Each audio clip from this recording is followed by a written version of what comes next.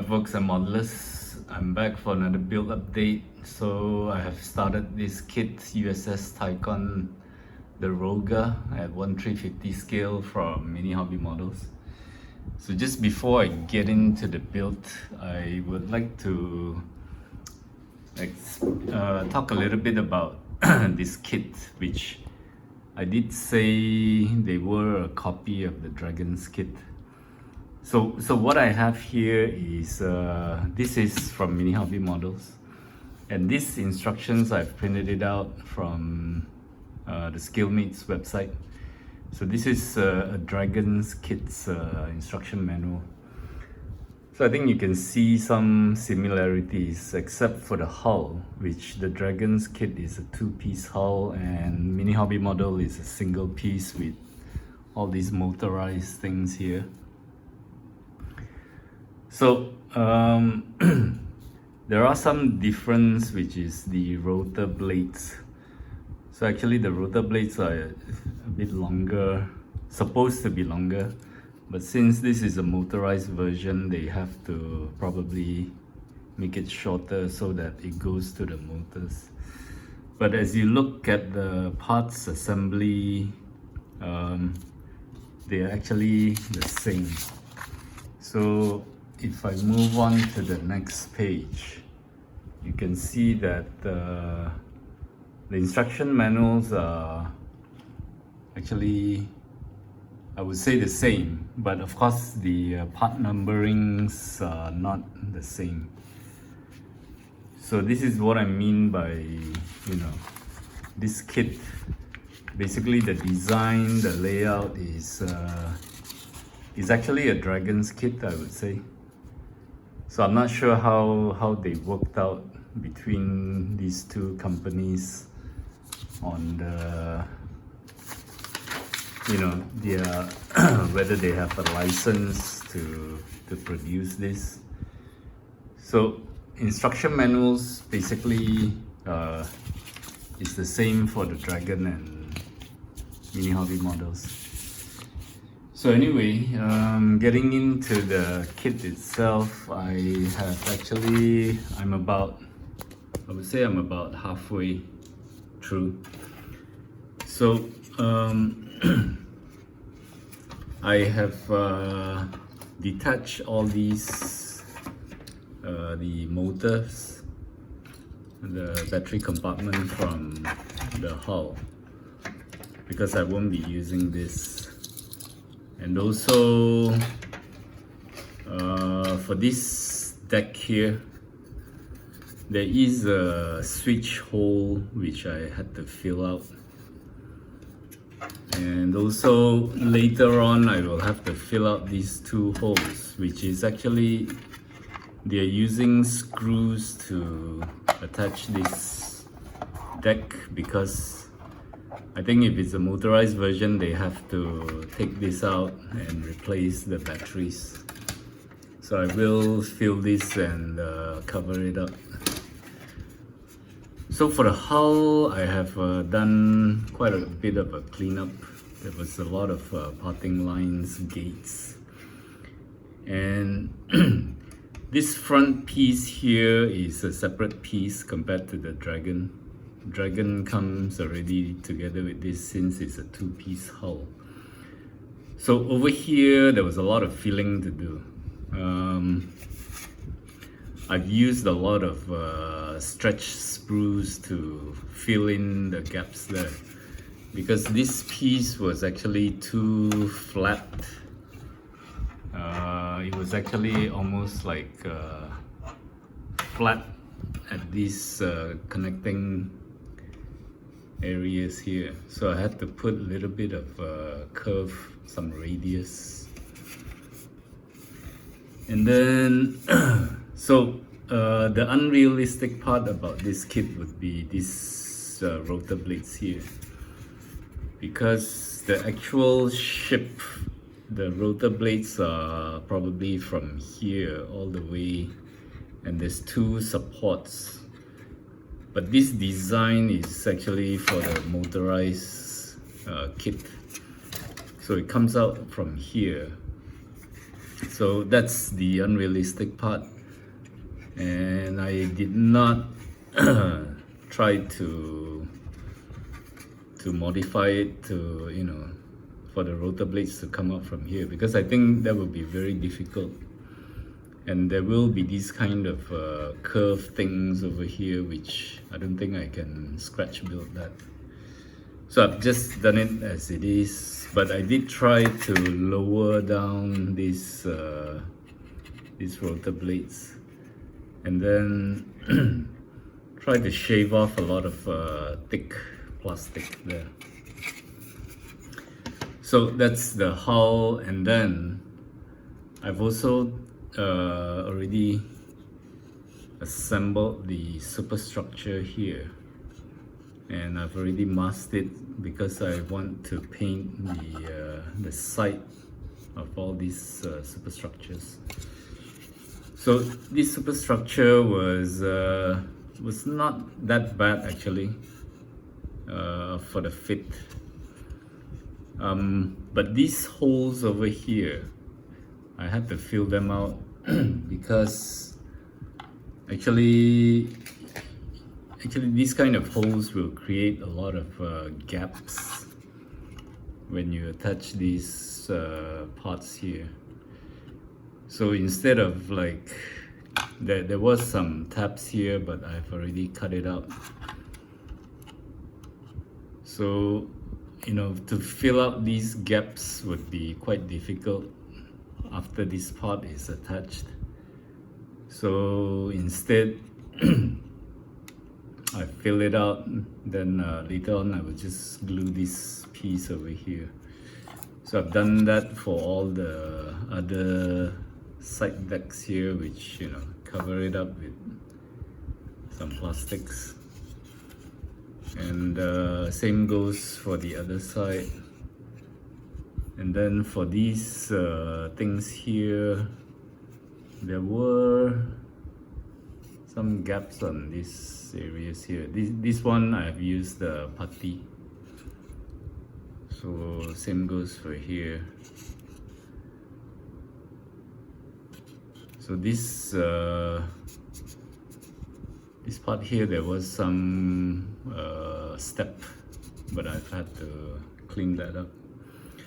So this superstructure is done, and I think you can see that I had to paint these white lines for the helicopter landing pad, and also for this, because for this kit no decals are given for these areas here, unlike trumpeter kits that comes with decals for this.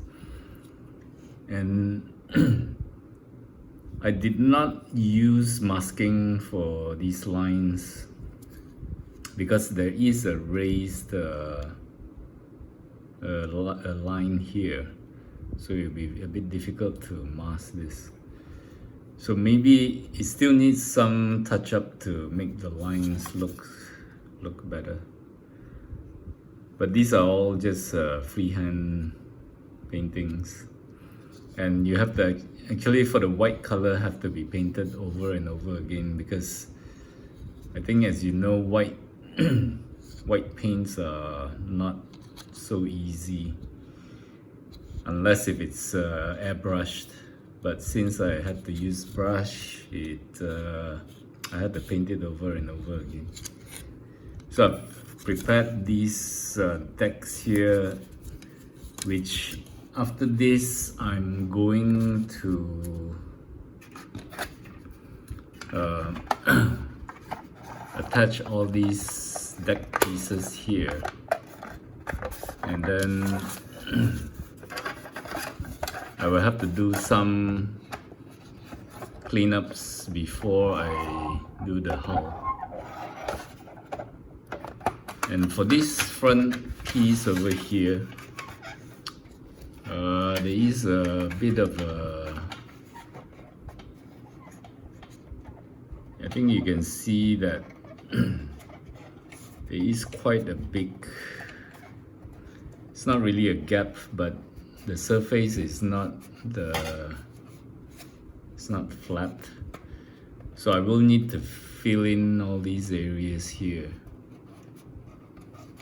So to do that, I think for this time I will use a melted spruce, because I think these are just too big areas for by using putties. So I might use this kind of melted spruce to fill in, glue it, and then putty it. So this this will be the area that I think will be a bit difficult, and I think these raised details might all disappear once I start sanding this part here. But I guess, you know, I think these details are not so critical. So I've done all these, and also done up the mast here. So for this mast here, I have done a lot of shaving on these beams here. So they do look quite thin now. Initially it was much thicker and with a lot of flashes. And this is the other mast. So this cleaning up took a lot of time. So I can show you the other. So this mast is actually probably for the different the CG-49, and this is for the CG-47, which I'm gonna be using. So I think you can see that the original parts will be quite thick and a lot of flashes. So all those were, you know, I've filed it, used cutter blades to shave it off as thin as possible. So I hope this looks better now compared to this. So that was some extra work there. Okay, for this kit, the fits are not so good, but it's nothing that cannot be taken care of. And actually, there are many ejector pin marks everywhere. So other smaller parts I have prepared would be these turrets. So for this turret, I have changed the barrel to a brass piece because the plastic was just too thick, and it's not even round. It's actually like a flat piece. So I have changed it to brass. And some other things here like the funnels. So quite a lot of sanding here, and there was quite a big gap over there. So I have used the plastic plate to fill in here, to fill the gaps.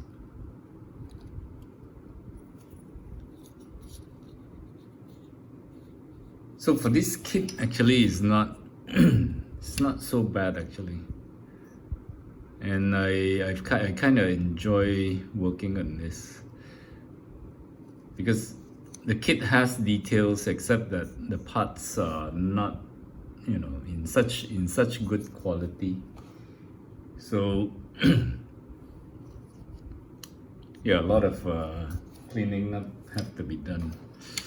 And for this kit, I'm gonna be using some photo etch leftovers. For example, this is from the Zumwalt DDG 1000. So I can use these blades for the SH60, the Seahawk, because I did not use this. I use the folded ones. So I can use this for one of the helicopters. And then these are the generic railings I use for the Kitty Hawk that I'll be using for this kit. These are just leftovers. These doors I don't think I will be attaching. This is from the Udeloy kits photo etch.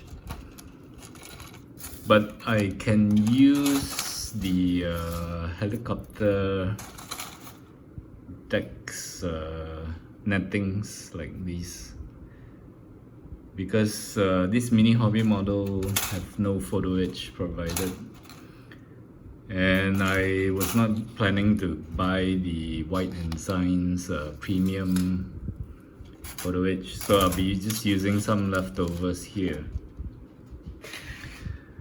So I think and this is the Superstructure.